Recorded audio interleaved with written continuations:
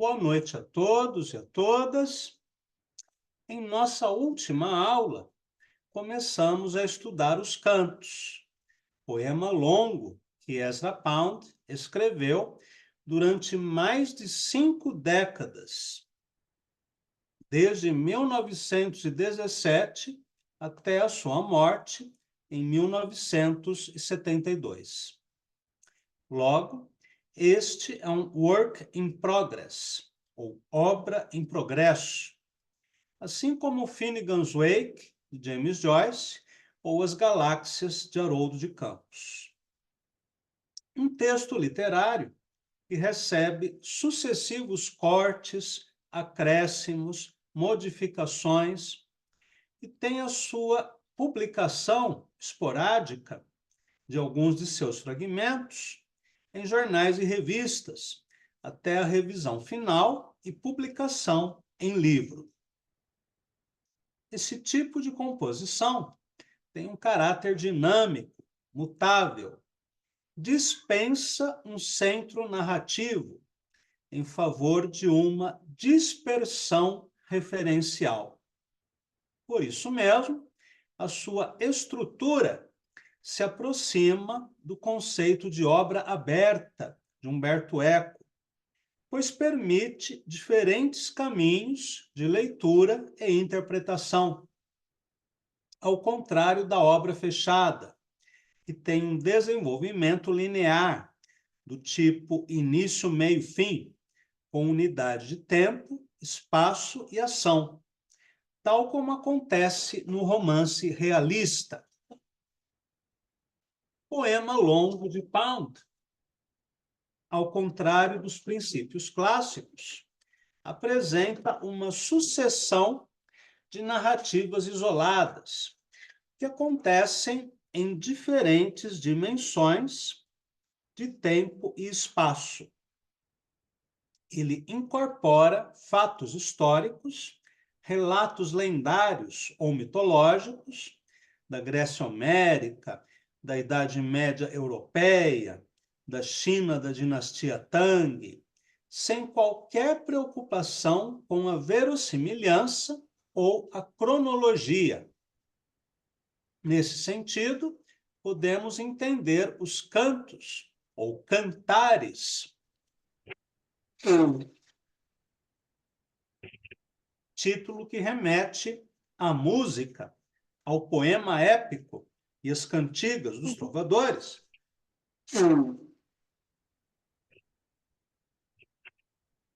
Perdão. Ao conceito de ideograma, ou seja, a montagem e justaposição de signos. Assim como no cinema, a montagem se refere à sequência de planos intercalados por cortes, e na escrita chinesa temos a justaposição de diferentes caracteres para a representação de uma coisa. No poema de Pound, temos esse mesmo encadeamento de movimentos líricos, de caráter fragmentário e sem coesão, mas que, no seu conjunto, formam uma ampla metáfora da história, da poesia e também das ideias do poeta norte-americano em relação à economia, à política, à ética e à própria literatura. Este é um poema enciclopédico, só comparável à Divina Comédia de Dante. E assim como acontece no poema do autor italiano, sua escrita é clara, precisa, objetiva. Se há dificuldade, ela se encontra no plano referencial, nas infindáveis citações que Pound faz de Homero, Confúcio, Propércio, Libai e outros poetas ou pensadores que aparecem em seu poema, inclusive como personagens. O título do poema, bem como a sua divisão interna em 120 cantos, nos faz pensar no poema épico como a Ilíada e a Odisseia de Homero, a Eneida de Virgílio ou os Lusíadas de Camões. A diferença está no fato de que a épica, segundo Aristóteles, é a poesia que conta uma história. E aqui estamos diante de uma épica sem enredo, como afirmou Hugh Kenner, ou ainda de uma rapsódia, palavra que Mário de Andrade usou para definir Macunaíma. Uma coleção de diferentes histórias. Outra comparação possível seria com a polifonia, que na música erudita significa diferentes melodias executadas ao mesmo tempo.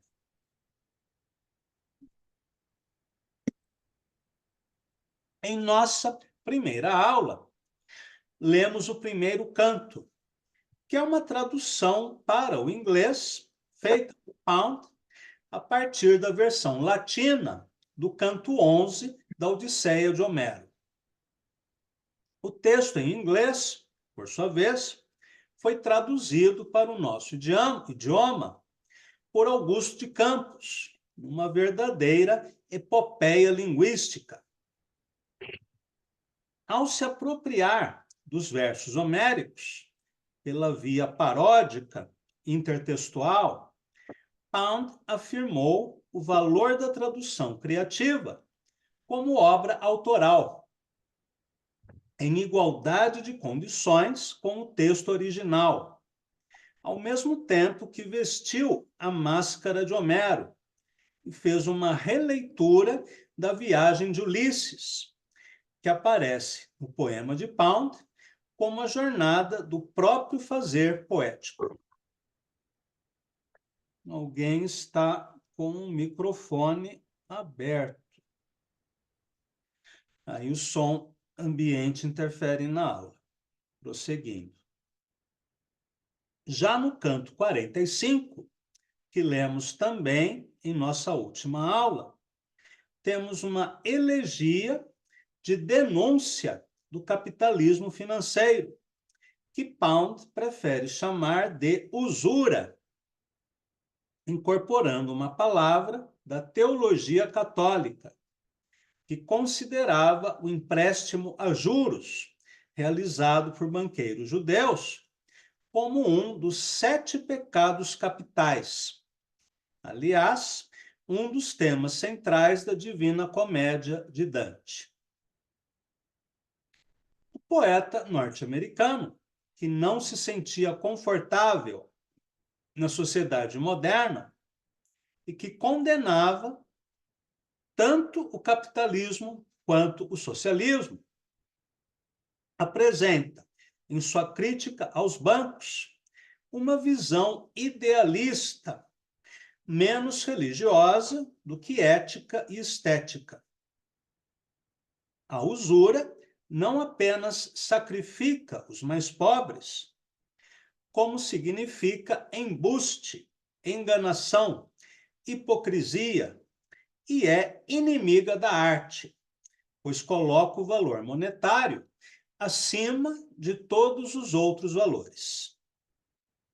Em seguida, lemos o canto 81, mais breve, que é quase um testamento, epitáfio ou declaração íntima, similar a certas composições de Mário Faustino, em que não faltam, porém, figuras de linguagem, como a hipérbole, presente em versos como: a formiga é um centauro em seu mundo de dragões.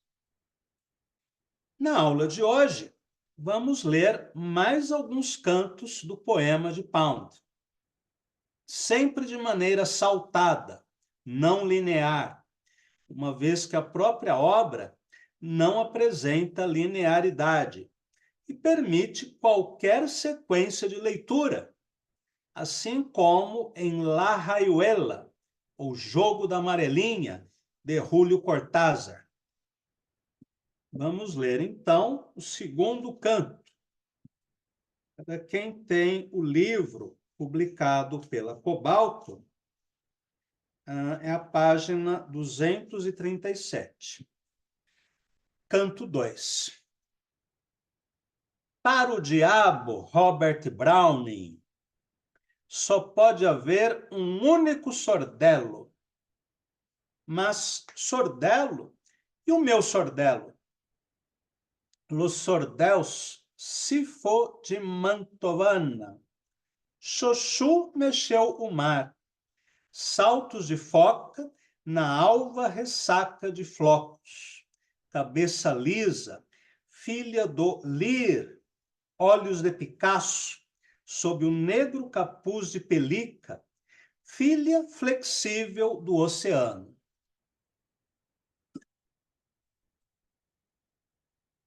E a onda flui pelo sulco da praia. Aí aparece uma frase em grego e depois. E o pobre do velho Homero, cego, cego, morcego, ouvido para o marulho, murmúrio de vozes velhas. Abre aspas. Deixai-a voltar para os navios, voltar para as faces gregas, antes que o mal caia sobre nós. Um mal e um mal maior, e uma praga sobre nossos filhos. Ela se move, sim, move-se como deusa, e tem a face de um deus, e a voz das filhas de Shênei, e a maldição em seus passos. Deixai-a voltar para os navios, voltar para as vozes gregas. Fecha aspas.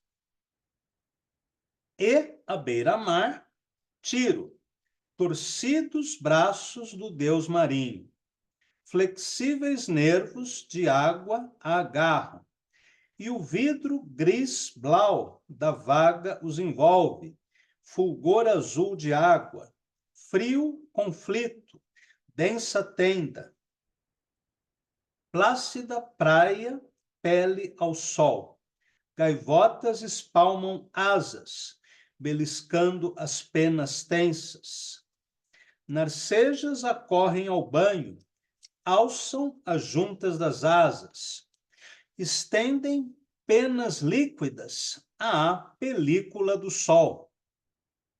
E perto de Quio, à esquerda do passo de Nachos, verde rocha naviforme, algas aderem a seu gume, brilho vermelho, vinho, nos baixios, claro de estanho no espanto solar.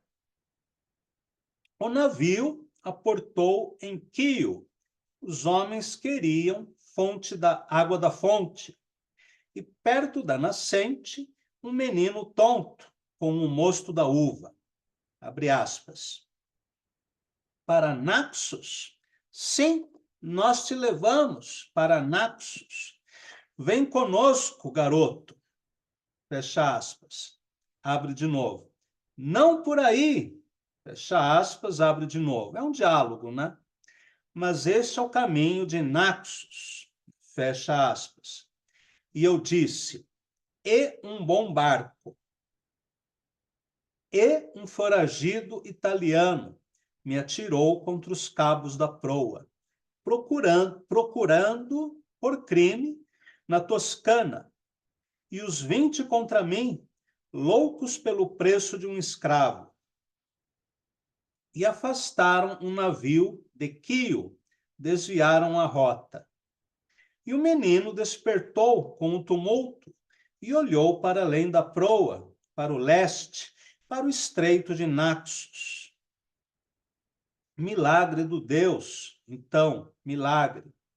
Navio imóvel no redemoinho, era nos remos, rei Penteu, uvas sem semente de espuma do mar, era nas vigias.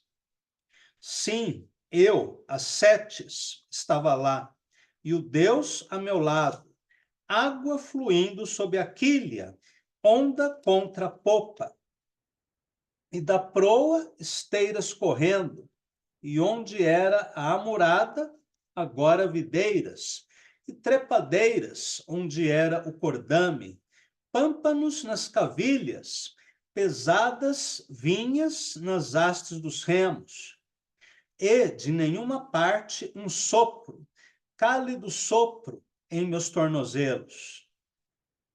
Sombras no espelho, feras, uma cauda felpuda sobre o nada, rosnar de lince e um acre odor de feras, onde havia cheiro de alcatrão, resfôlego e pisadas de feras, faísca de olhos, o ar negro.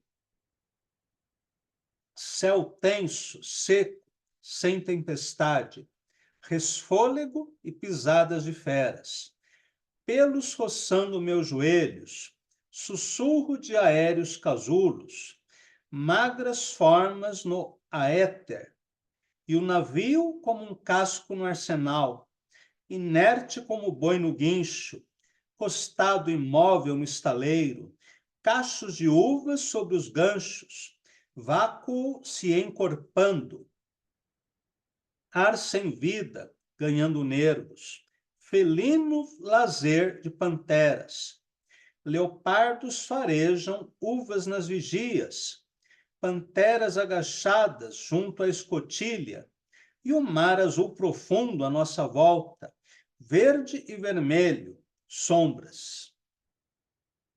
E lieu, doravante, ascetes, meus altares, sem temer nenhum cativeiro, sem temer nenhum felino dos bosques, ileso entre meus linces, alimentando com uvas meus leopardos. O Líbano é meu incenso, as vinhas crescem em meu louvor. Ondas agora mansas nas correntes do leme, negro focinho de um delfim, onde fora Lícabas, escamas sobre os remadores. Esse é um episódio dos Metamorfoses que trata da transformação dos marinheiros de um navio em animais, por obra do deus Dioniso. E eu reverencio, eu vi o que vi.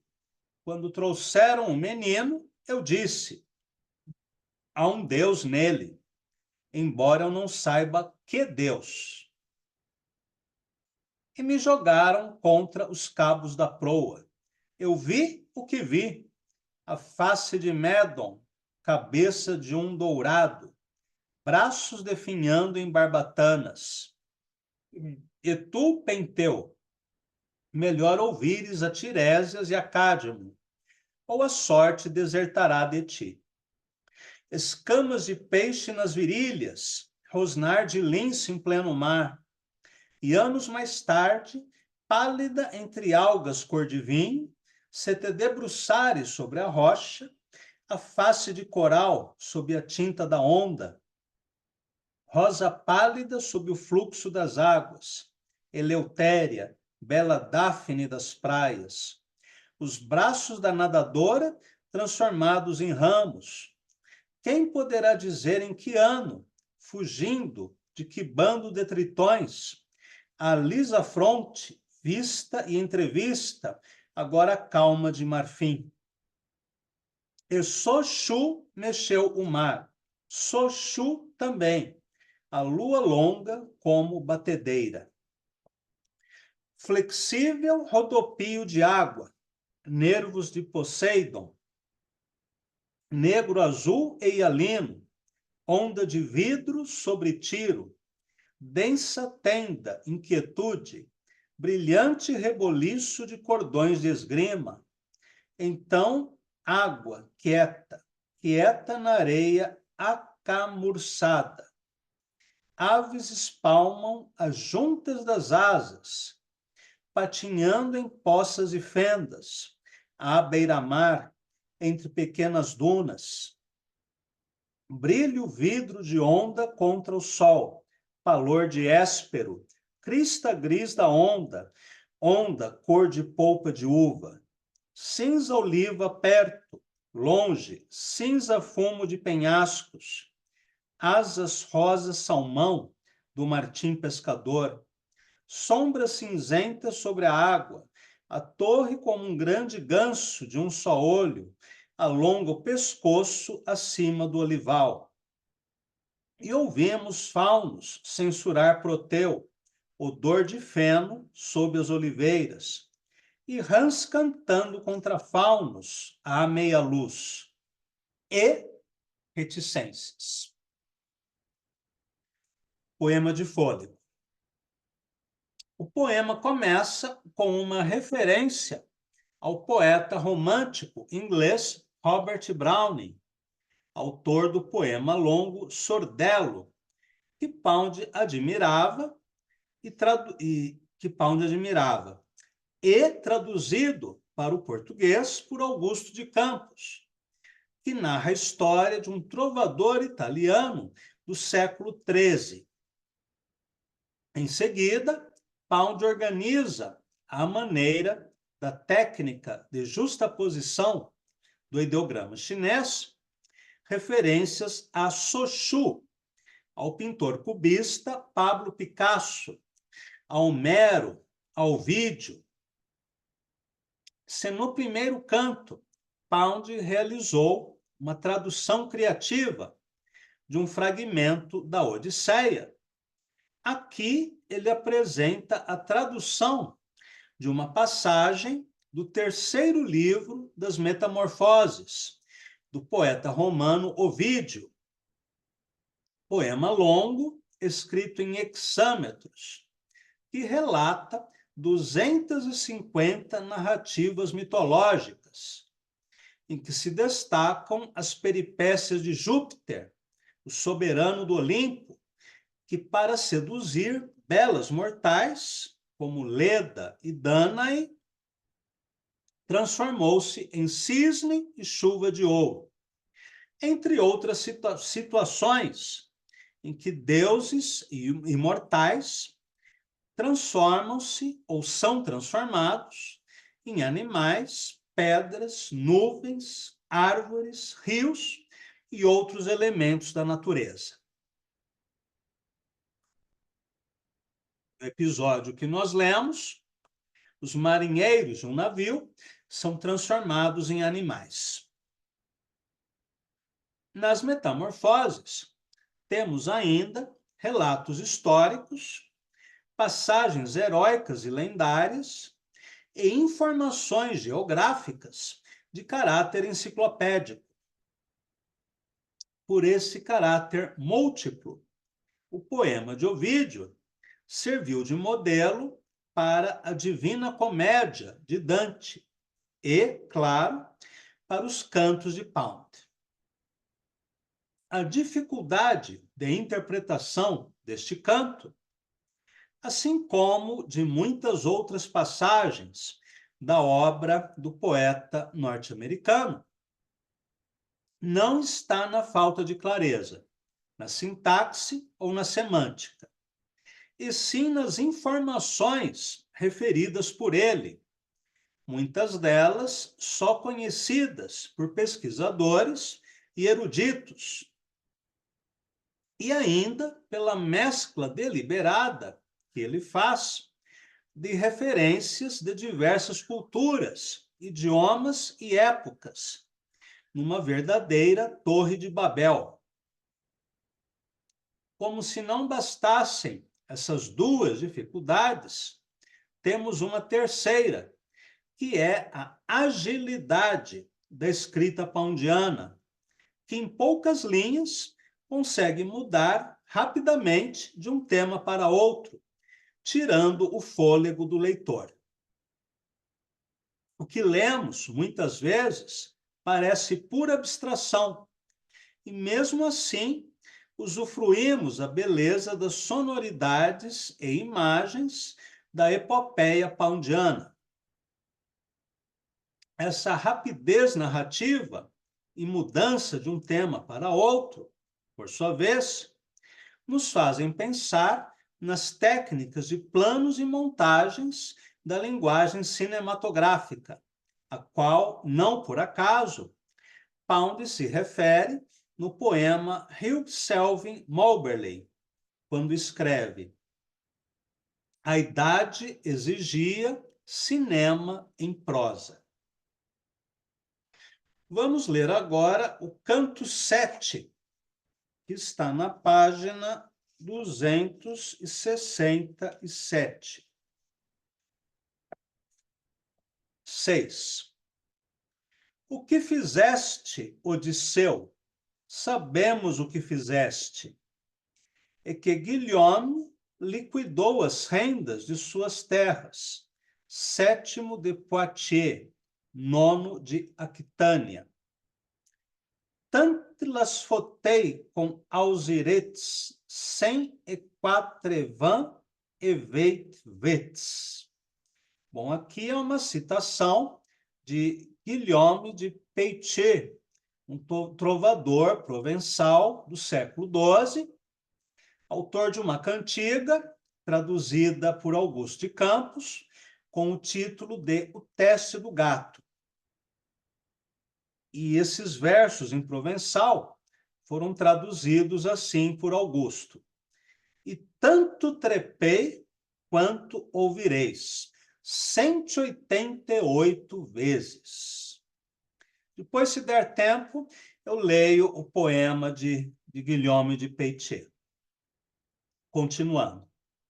A pedra é viva em minha mão, fartas colheitas no ano de minha morte, até que Louis desposou Eleonora e teve, ele, Guilhome, um filho que desposou a duquesa de Normandia, cuja filha foi mulher do rei Henrique e Mairidei, rei Jove. Navegaram até o fim do dia, ele, Louis, com Eleonora, e foram dar no Acre. Acre, no caso, é a cidade da Palestina. Oncle, disse Arnaut. O tio comandava em Acre, que a conhecera ainda menina, Teseu, filho de Egeu.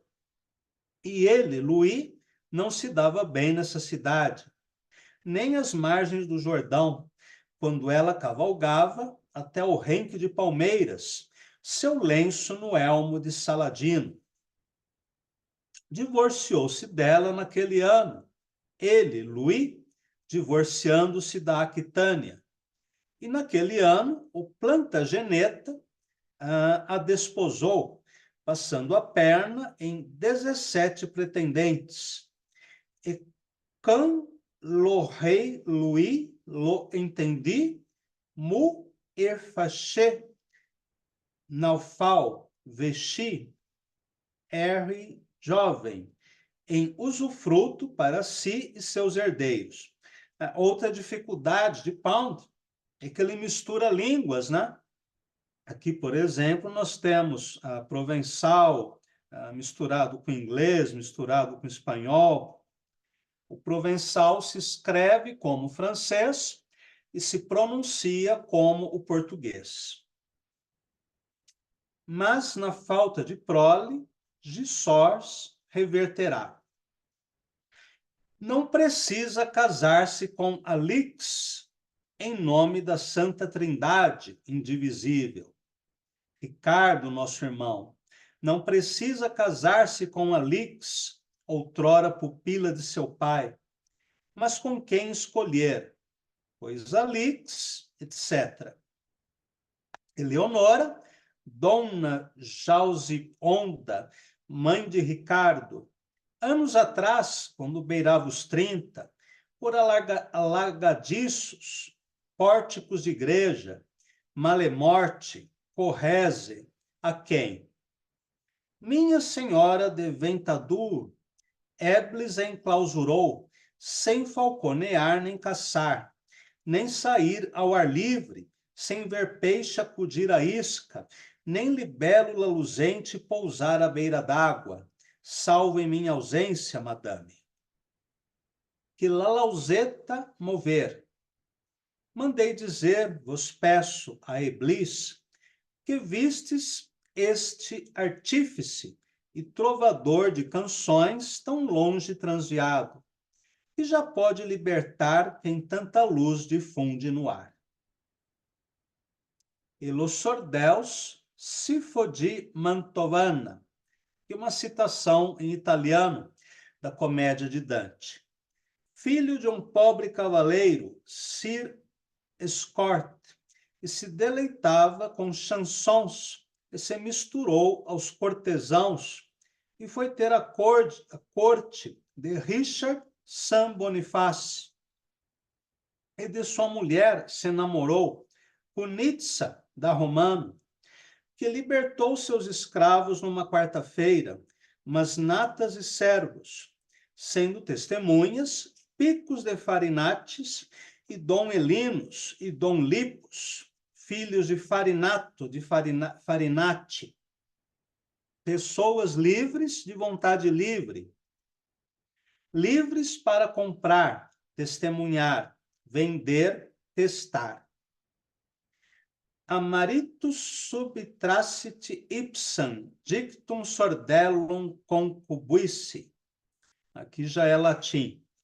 Verão e inverno canto a sua graça. Bela é sua face, como a rosa é bela. Inverno e verão é seu o meu canto. A neve me convida a relembrar-me dela. E Caireus era de Sarlat, Teseu de Trezene, e tê-lo-iam envenenado, não fora a forma do punho de sua espada.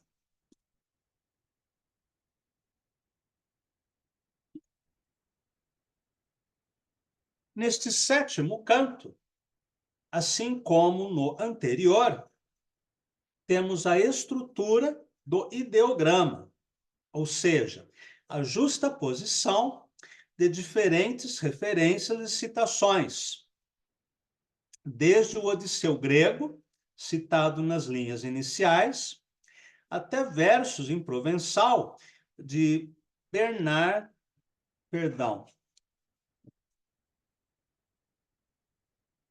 de Guilhem de Peixe. Deixa eu só corrigir aqui o meu texto.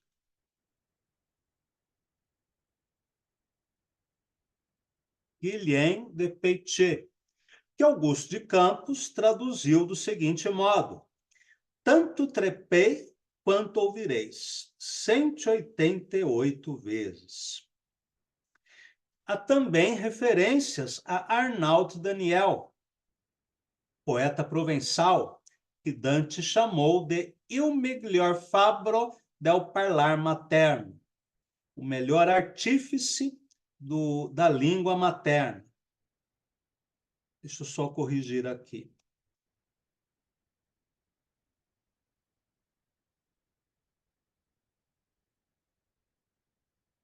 A Saladino, que enfrentou os exércitos europeus nas cruzadas, a geografia da Palestina, né, por exemplo, a cidade de Acre, considerada Terra Santa pelos judeus, cristãos e muçulmanos.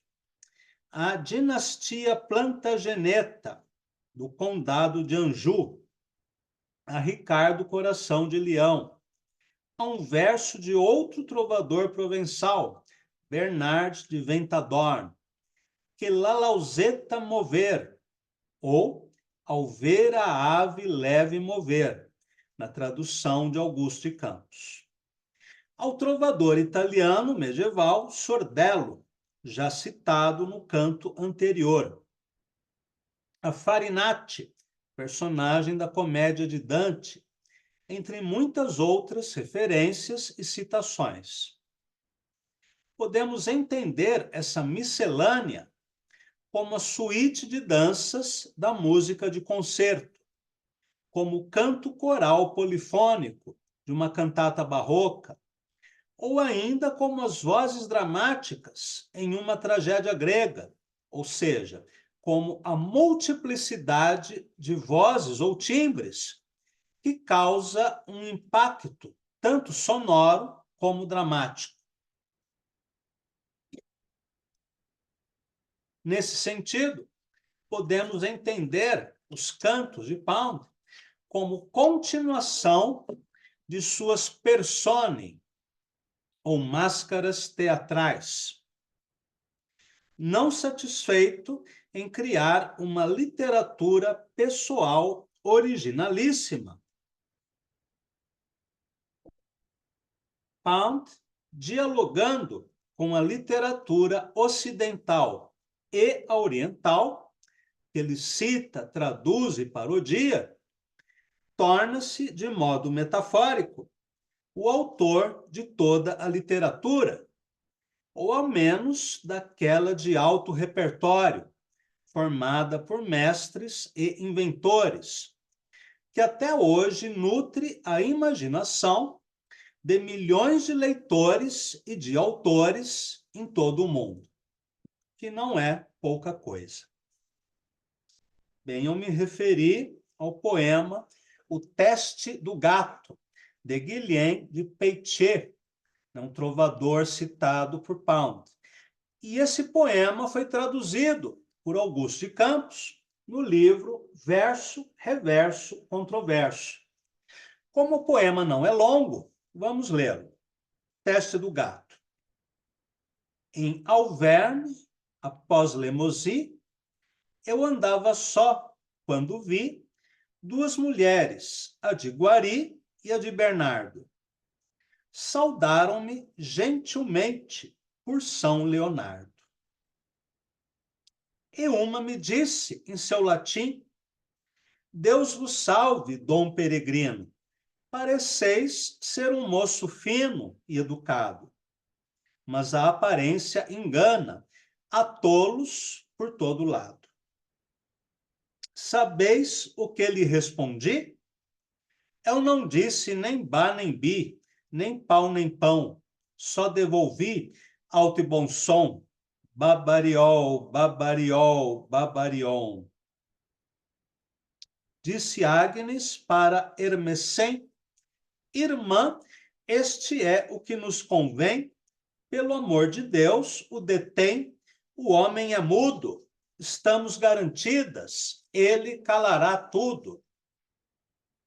A outra cobriu-me com seu manto, e ao seu quarto me foi levando, boa lareira, fogo brando, que bela casa.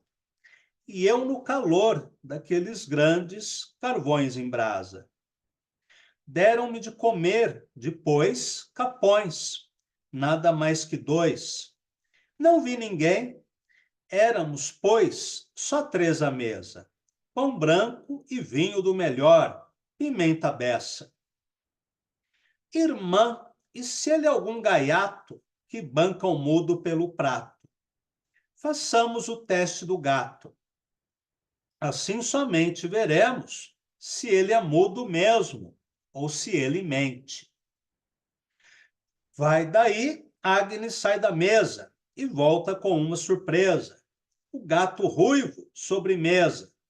Senti tal frio que pensei perder mesmo a fala e todo o brio.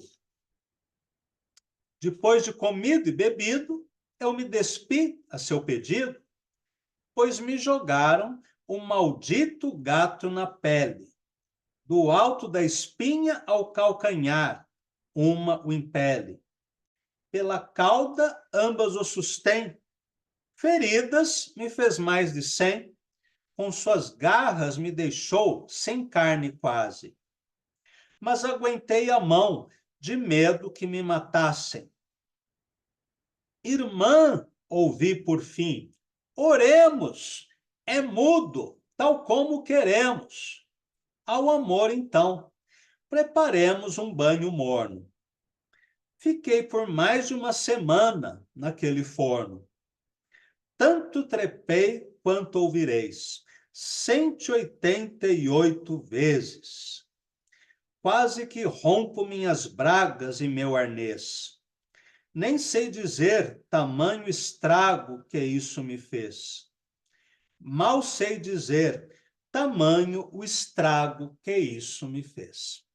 Então, esse é o poema referido por Pound, que navega com desenvoltura da poesia épica para a irônica, a erótica, a satírica, a dramática, misturando e transformando tudo no seu caldeirão poético alquímico. E por hoje ficamos por aqui. Na semana que vem, leremos mais um pouquinho dos cantos. Então, agradeço a todos e a todas e até o nosso próximo encontro.